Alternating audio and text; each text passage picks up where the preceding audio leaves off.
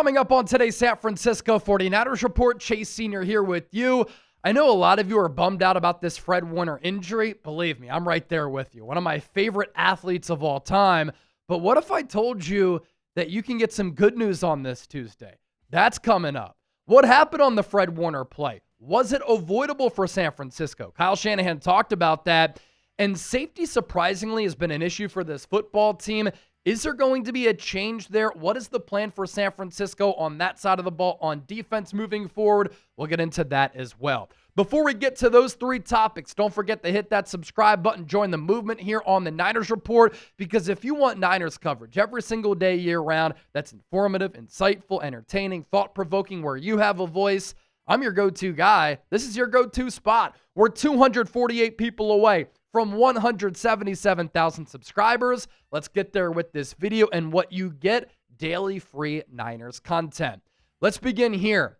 What if I told you you could get some good news after that bad loss against Tampa Bay and after losing Fred Warner for the season? Well, tight end George Kittle, all-world player, expected to return to practice on Wednesday, and the arrow is pointing up for him to return in Week 7 on Sunday Night Football against the Atlanta Falcons. That game surprisingly becoming a really big one inside the NFC. And heading into this year, I didn't think a lot of people thought about it in that manner, but the Falcons just beat down on the Buffalo Bills on Monday night. As for Kittle returning, haven't seen him since Week 1, and he made his impact be felt in that opener against Seattle. Only played 21 snaps before injuring his hamstring. In those 21 snaps, 4 catches, 25 yards, and a red zone touchdown. If everything goes smoothly, he can return to practice on Wednesday, and if he ramps up without any setbacks, as we know, with hamstrings and soft tissue injuries, that can happen, he should be able to make his return at Levi's Stadium on Sunday Night Football, primetime football. And all of a sudden, this Falcons-Niners game has become a huge one inside the NFC with major NFC playoff implications. Now, I know we're about to embark on Week 7, right? But the Niners are 4-2. They have a lot of chaos with all these injuries. Just lost to Tampa Bay. But how about the Atlanta Falcons? Got off to a rough start this year, made some changes with that coaching staff. Zach Robinson, a Sean McVay disciple, went from calling plays in the booth to going to the field, and that's resulted in Atlanta playing some pretty good ball. And Atlanta comes out of the Week 5 bye, and don't let the score fool you. They dominated the Buffalo Bills last night at the Mercedes Superdome in Atlanta. 24-14 the final. And this Falcons offense is legit. They have so many weapons. Over the last couple of years, we've been waiting for them to explode. It hasn't happened. The defense has been bad, but now the offense is playing well. The defense is getting after the quarterback, and they're going to be a handful to cover for the Niners defense. And this is a Niners defense that, as we know, is without Fred Warner and George Kittle. Michael Penix last night, 20-32, 250 yards and a touchdown. Looks like he's playing at Washington once again when Ryan Grubb was calling plays and Kalen DeBoer was the head coach, and he was slinging it all across the yard. Bijan Robinson, he was one of my favorites to win Offensive Player of the Year this year. Dominant last night and looked incredible. 19 carries, 170 yards, and a touchdown. Also made his impact be felt in the pass game. And then Drake London, 10 catches for 158 yards and a touchdown. And Josh Allen, a lot of people's MVP this year. I think it's Baker or Mahomes. 15-26, $180, 2 touchdowns, 2 picks. Buffalo had some success running the ball. They had some injuries on offense, but this was a very impressive win for Atlanta. And for George Kittle's impact is really going to be felt for this Niners offense once he comes back, obviously in the pass game because he's a terrific weapon there, but also the run game. And I went back to look at some of the splits to dig these numbers up from last year. Not a crazy difference from when Kittle was on the field compared to when he was off of it. But the Niners' yards per carry with Kittle on the field, because he's such a good blocker, 4.79. The yards per carry without him dipping down to 4.39. What you also see here is the touchdown dip. The Niners, with Kittle on the field, 16 rushing touchdowns to just 1 rushing touchdown without him. So the touchdown percentage went down dramatically without Kittle.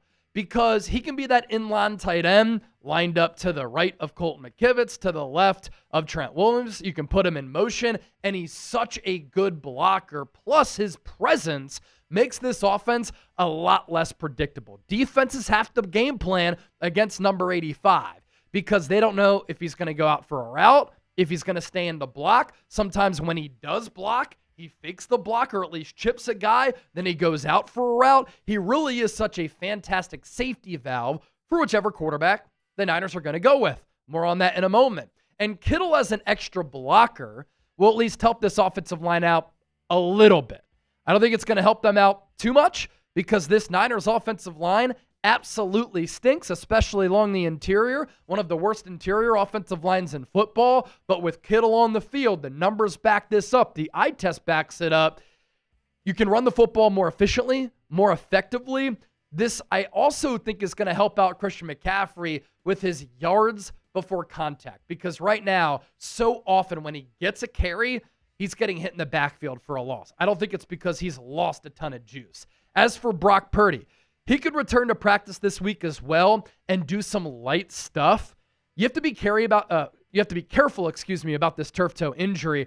Obviously, he missed a couple of games, came back from it, played against Jacksonville, re-aggravated it. The risk of re-injury for a turf toe is very high. So at this moment, I'd be somewhat surprised if Purdy comes back and plays in this game. I think he needs another week, maybe 2 weeks, and that's fine. You let Mac Jones continue to steer the ship. If you can protect in front of him because he's not that mobile, he's shown that he can really be an elite passer from inside the pocket under Kyle Shanahan. For Ricky Pearsall, he could also return to practice. He might play against Atlanta. You're going to need another weapon out there. You can only last so long with Kendrick Bourne being your number one, and Jawan Jennings is banged up. The guy's got like 5 broken ribs, and Pearsall, before he's missed the last couple of games, was just balling out. I mean, looking like a legitimate number one wideout and a guy. 20 catches, 327 yards, no touchdowns, and a long of 45. What if I told you that the good news didn't end for San Francisco? Let's keep it moving, baby. I'm the voice of reason in the Bay Area for Niner fans. After Week 6 wrapped up last night, and you saw the Falcons upset the Bills, and you saw the Bears win the turnover battle 3-0, barely hold on to beat the Commanders, and everything else that transpired in Week 6, not just in the NFC, but across the NFL, I had this realization. The NFC is so wide open, and if you were to ask me who plays in the Super Bowl in February at Levi's Stadium in Santa Clara right now, I have absolutely no clue. And so this is great news for the Niners because, look, I don't think San Francisco can compete seriously without Nick Bosa and Fred Warner. I don't think the Niners can keep their heads above water defensively without making a trade. But if the 49ers do trade for a pass rusher, I think San Francisco is firmly in the mix because right now, in a head-to-head matchup, I would take them to compete and keep the game close against any team in the NFC. With the talent that they still have, with the coaching that they have, which gives you a chance week in and week out, and you get home field advantage on your side, we know in the playoffs, anything can happen. And I know the Niners want to continue to build with this young roster.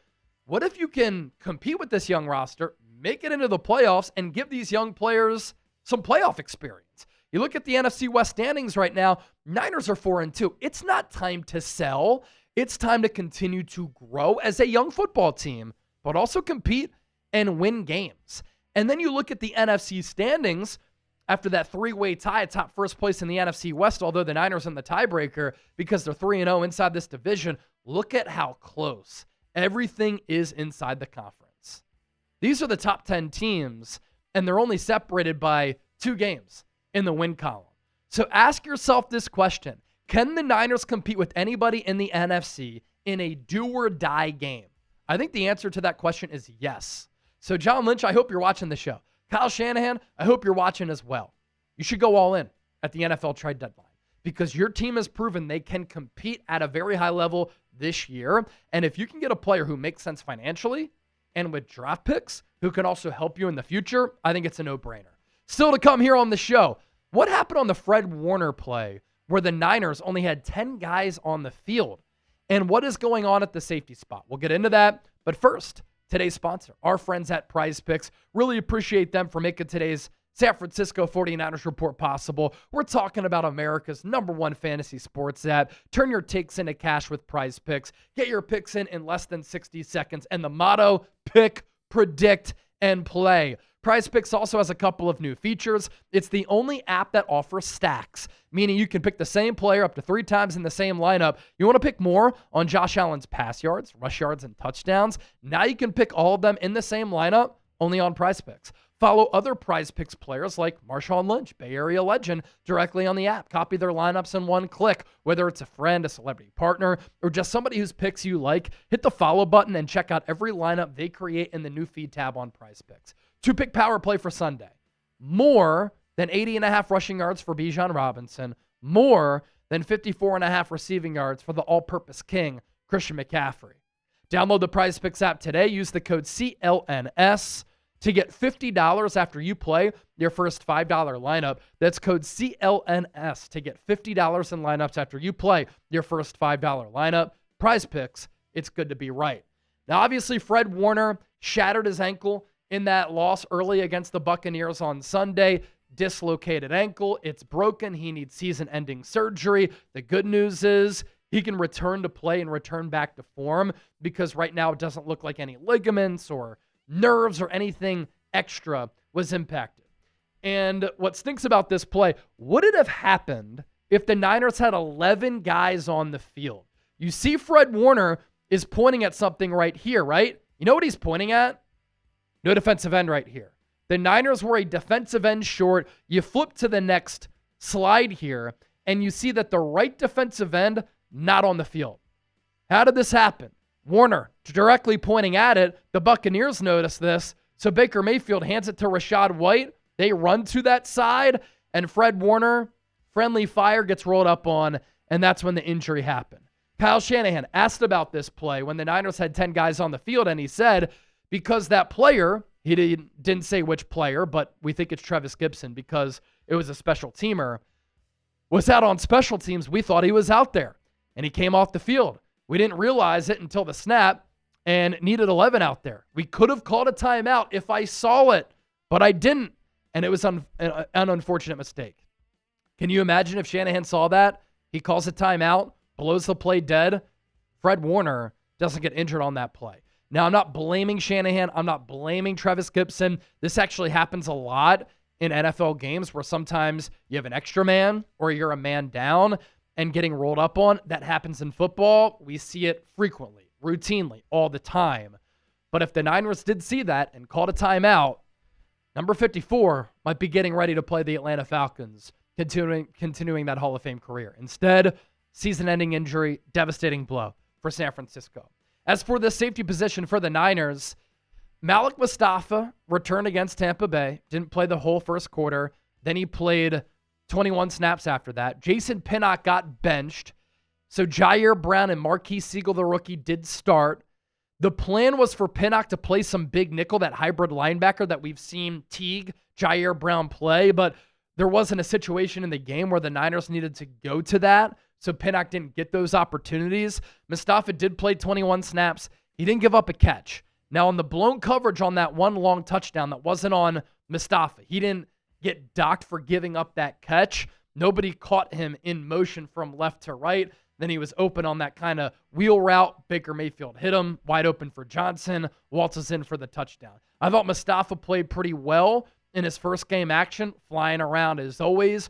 Marquise Siegel has shown a lot to me. I like the way that he plays, the speed and physicality that he plays with. Obviously, against the Rams, he was a part of that fourth down stop. He's made some really nice plays around the line of scrimmage and against the run. But in coverage, he's been one of the worst safeties in the NFL. He's given up 22 catches for 388 yards, the most among safeties as far as the yardage goes. I think the Niners like him, though. Runs 4-3, plays like a bat out of hell. Obviously, he needs to get better. I will say this in coverage. He did get beat by Tej Johnson. But other than that, he's been there to make plays. He just hasn't made those plays. And so we're not really sure who's going to be the starting combination at safety moving forward. Kyle Shanahan wouldn't reveal that to the media. He said, I think we've got 3 guys who are capable there. And those are what all those three guys are battling for. I don't think any of that is set in stone. We're trying to hope that they make that decision for us. So it's still a safety competition going into week 7 for San Francisco. They better get it buttoned up on defense going up against Atlanta with all those weapons. Don't forget to hit that subscribe button. Thanks for watching the show, and I'll catch you soon.